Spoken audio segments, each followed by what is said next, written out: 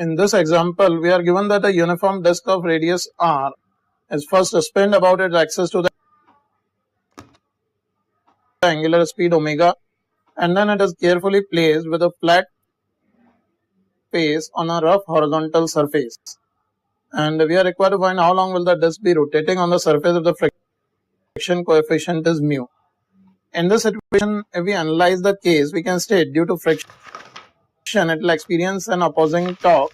So if we draw the top view of the disk, which is rotating at an angular speed omega, I'm just drawing the top view of this disk. At every point tangentially, friction will act in opposite direction.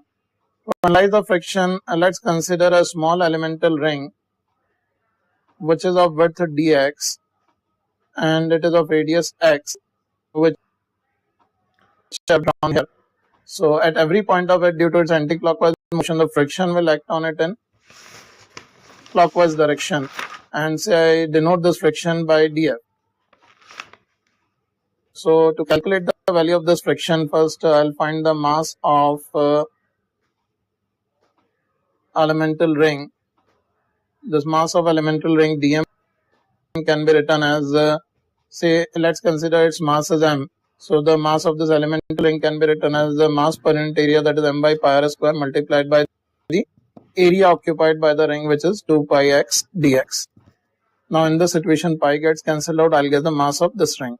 And the force of friction which is tangentially acting on it can be written as mu dmg, because the normal reaction total will be mg, but the contribution in normal reaction due to the weight of the string will be mu dmg, that is dmg, so friction will be mu dmg.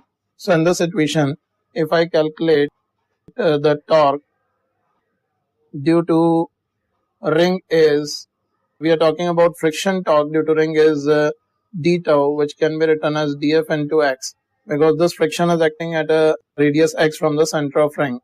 So total torque also we can calculate by integrating this integration of d tau, that is integration of alpha, substitute the value of df, that is m by r square into 2x dx multiplied by this x into mu g. I'll substitute the whole df as well as this x, and I'll integrate it from 0 to r. Now in this situation, carefully I just take all constants out of the sign of integration. So this will be 2m mu g by r square. It is integration of x square dx from 0 to r. If I integrate this expression, the integration of x square will be x cube by 3. If I substitute the value of r, it will be 2m mu g by r square into r cube by 3. This r square gets cancelled out. So the torque I am getting is 2 by 3 m mu g r. So if this is the torque, due to the net torque acting on disk due to friction, it will be retarded by an angular deceleration, which can be given as here angular deceleration is torque upon I. So moment of inertia of the disk we can take as half mr square in this situation. So this can be written as 2 by 3 m mu g r upon half mr square. You can see now m gets cancelled out, and the value of angular acceleration, precisely I must say angular deceleration, we can get here is 4 by 3 mu g by r. Now if I wish to find out the time after which the disk will come to rest, I'll use the basic speed equations for motion, that is omega final is omega initial plus alpha t. So here final angular speed will be 0 when it will come to rest, and initial I can use as the given angular speed omega. So from here I can write the time will be equals to omega by alpha, which can be directly given as if I just substitute the value of alpha here, it will be 3 omega r by 4 mu g. That will be the answer to our problem.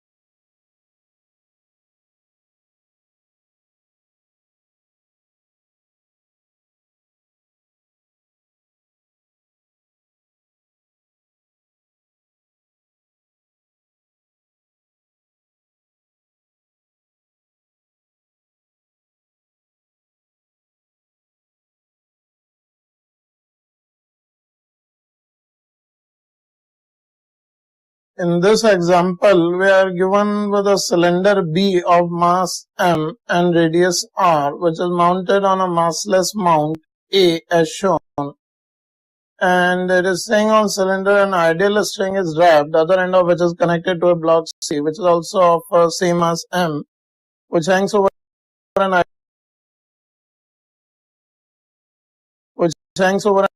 ideal pulley as shown. And it is saying when the system is set free, we are required to find the acceleration of block C. That is the acceleration with which it is coming down, say it is A. And obviously, due to its weight, it will be coming down. Mg is acting on it in downward direction. And a tension will be there in the string in upward direction. And in the situation, due to the tension on the other end of the string, the whole system, that is the cylinder B and mount A, will move forward. So it will move forward with an acceleration A1, as well as cylinder is free to move. Due to the torque of this tension, it will rotate with an angular acceleration alpha. So here we can state due to the rotation and anti-clockwise motion, the string will unwind and the string will move forward with an acceleration A1 plus R alpha. Because if a cylinder is rotating at an angular acceleration alpha, the string will unwind at a linear acceleration R alpha. Along with this, as the cylinder is moving forward with acceleration A1, so string will move forward with acceleration A1 plus R alpha. So here in the solution, we first write the constraint relation, that is the acceleration of block C with which it is falling down is equals to A1 plus R alpha.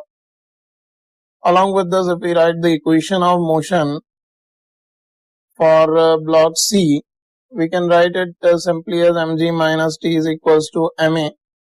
And if we write for cylinder, so we must write two motion equations for cylinder. One is for its translational motion and other is for its rotational motion. So for translatory motion, we'll write t is equals to m a1, and for rotational motion, the torque acting on it is tr, that is equals to I alpha, and is half mr square alpha. Here this r also gets cancelled out, and in this situation, if we just equate these two terms, we can see here we are getting E1 is equals to half m r alpha by m. This m gets cancelled out, this r alpha by 2. So if we substitute the value of E1 in this expression, you can see what we'll be getting here. In this equation, from this equation 1, the value of acceleration is equals to, if we just substitute the value of E1, you can see it is half r alpha plus r alpha, that's equal to 3 by 2 r alpha. Now from this equation 2, if we substitute these values, you can see what we'll be getting here. Here this will give us mg minus t can be written as ma1, and we know a1 is r alpha by 2, so this mr alpha by 2 is equals to ma is 3 by 2 r alpha. This can be written as 3 by 2 mr alpha. So from here we'll be getting mg is equals to 2 mr alpha. Here m gets cancelled out. We get angular acceleration as g by 2r. That's the angular acceleration of cylinder. And if we just substitute the value of angular acceleration here, we'll get the acceleration of block C, because A is the acceleration of block C, which can be written as 3 by 2 r alpha. We can write as g by 2r. As r gets cancelled out, this 3g by 4. That will be the answer to our problem. You can analyze the same problem very carefully and systematically, because many more problems yet we need to handle.